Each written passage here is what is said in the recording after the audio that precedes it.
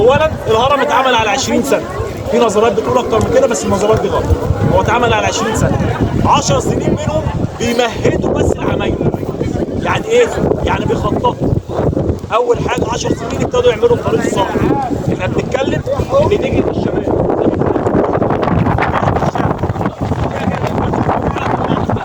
هو في الشرق ابتدى يعمل طريق صاعد. الطريق الصاعد ده اشمعنى من جهه الشرق؟ عشان بنتكلم ان الجهه زي ما قلنا دي بيطلع منها نهر. ثاني حاجه ان نهر النيل كان تحت الايه؟ تحت الهرم من ايه؟ من جهه الشرق. فبياخد الاحجار اللي بتيجي من اسوان من النيل ويقطع بيها من الطريق الصاعد اللي هو مهده 10 سنين ويحطها هنا في الهرم. الطرق ايه؟ اللي قالوا عليها حاجه تاني بنتكلم ان الهرم ده من جوه اتعمل من جوه لبره. اتعمل من جوه لبره، يعني التخطيط الداخلي وبعدين التخطيط الخارجي. ايه اللي يثبت كلامي؟ هو من بره جوه من بره جوه، يبقى احنا هنخش ازاي ندخل الصابون وندخل الحاجات الكبيره اللي ما ينفعش تخش في الممرات الضيقه اللي جوه. فالهرم اتعمل من ايه؟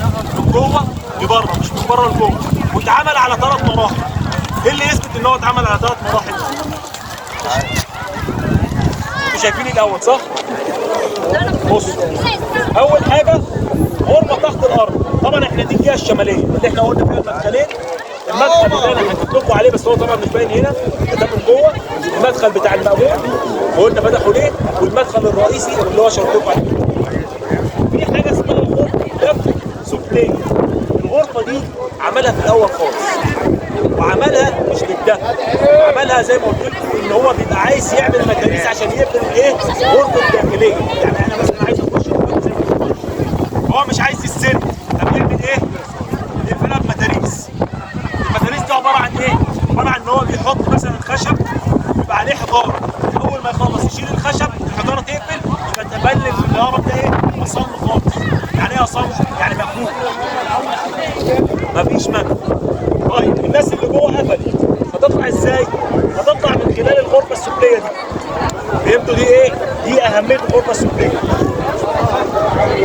ما بيطلعوا من جوه هو لا هو بيقفل.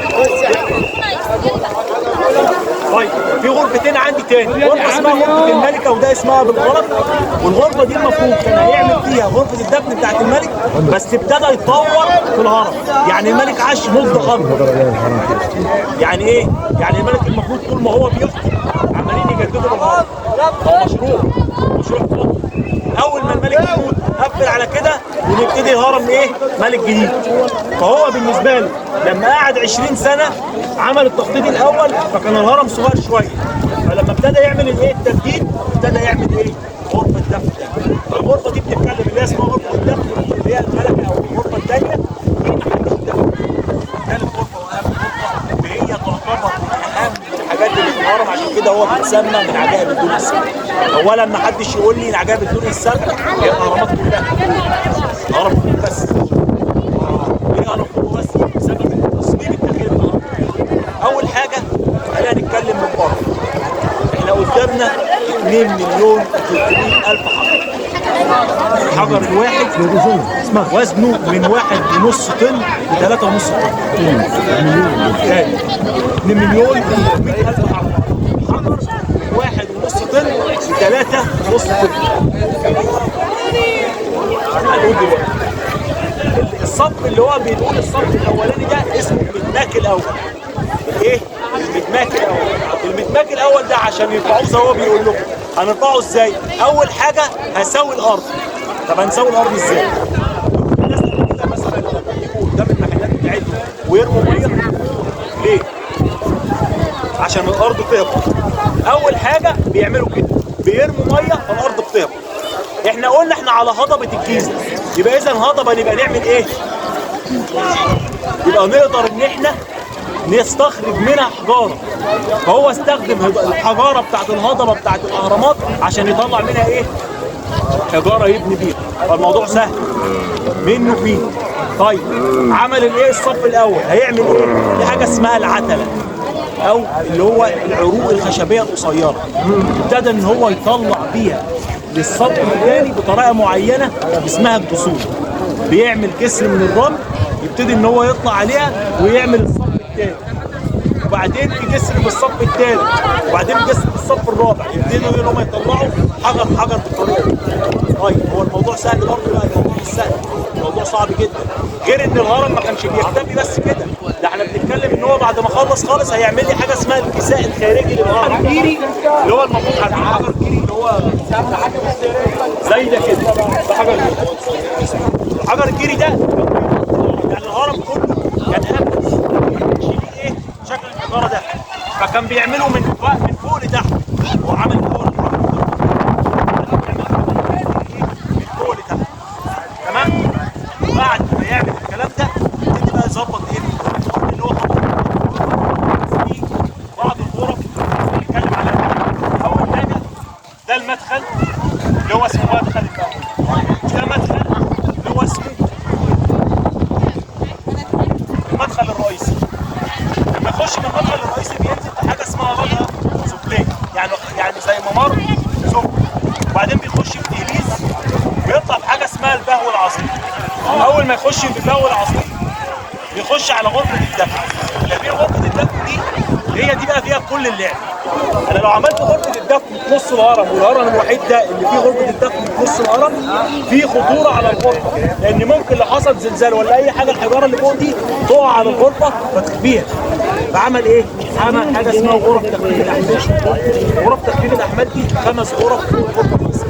انا مش عارف انتوا شايفين ولا لا.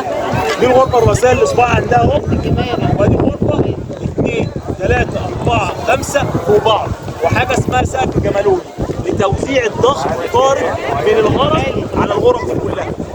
بدل ما تبقى السقف واحد او غرفه واحده، 5 غرف فوق بعض، و5 غرف بتوزع عليه الضغط الناتج عن ايه؟ على الهرم. انتوا فاهمين؟ اللي مش فاهم طيب، يبقى اذا احنا بنتكلم حاجه مهمه جدا، ان انا عندي في الهرم شغل 3 غرف. محدش يقدر يقول في ناس دخلت جوه ما طلعتش، ده في ناس ماتت من 900 سنه، مش الكلام ده. طيب الهرم ده ليه بقى ما فيهوش كنوز؟ ليه؟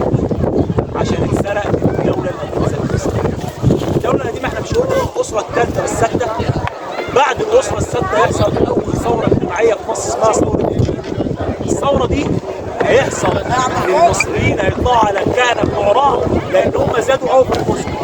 وبعد ما يطلعوا عليهم هيحصل ايه؟ هيحصل ان هم هيسرقوا كل ممتلكات الدوله. الشعب مش هيسرق بقى، ما تقدرش تقول يسرق، هيطلع على الدوله وهياخد كل الممتلكات اللي موجوده في منطقه الاهرامات والقصور الملكيه والحاجات دي. فالهرم مسروق من امتى؟ من نهايه الاسره السادسه، يعني مسروق من بدري جدا جدا جدا. طيب ايه؟ متعود على الحاجات دي. الكنوز خلاص، اللي سرق سرق خلاص، وداها بقى بيته. هيوديها فين؟ هيوديها المكتب يعني؟ لا سرق.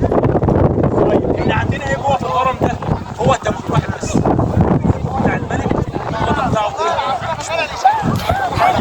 انت ما قلتش ايه اللي جوه انت ما قلتش ايه الحاجات بتاعته؟ السبع مش انت قلت الحاجات اللي هو بياخدوها معاهم ميت، بياخد حاجات معاه اساس جنائزي.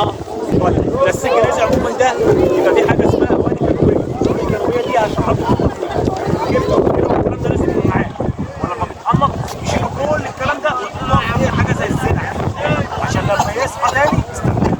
ايه تاني؟ دهب، حاجات لازم معاه. طبعا ما فيش حاجه اسمها زبق احمر، ما حدش يقول زبق احمر، ما فيش حاجه اسمها، والله بكلمك بجد، ما فيش حاجه اسمها زبق. ما فيش حاجه اسمها مثلا اللي هو كان بياخد زوجاته وهم عايشين ويقول لهم هتكونوا معايا، مش الكلام ده خالص، مش اي دليل عليه اصلا. يعني مفيش حد، هو واحد بس اللي ميت. هو مش موجود اصلا، هو اتسرق من زمان. يعني هو حتى الباقي ولا هرب مسروق، بقول لك الدوله هو مش موجود. ده احنا لقينا التمثال بتاعه اللي قد كده بالعافيه.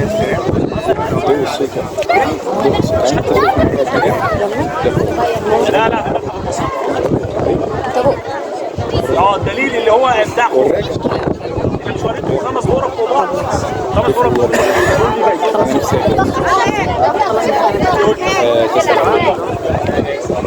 معلش هم بيجوا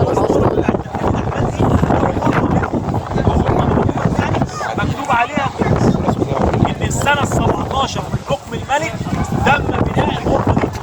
فعرفنا ان ايه؟ ان هو اولا بيرجع للملك قطز، وان تقريبا لما وصل القصر ده هو كان خلاص يعني الغرض كله حاجه حاجات مشرفه. عشان كده الغرض اتعمل على كام سنه؟ 20 سنه.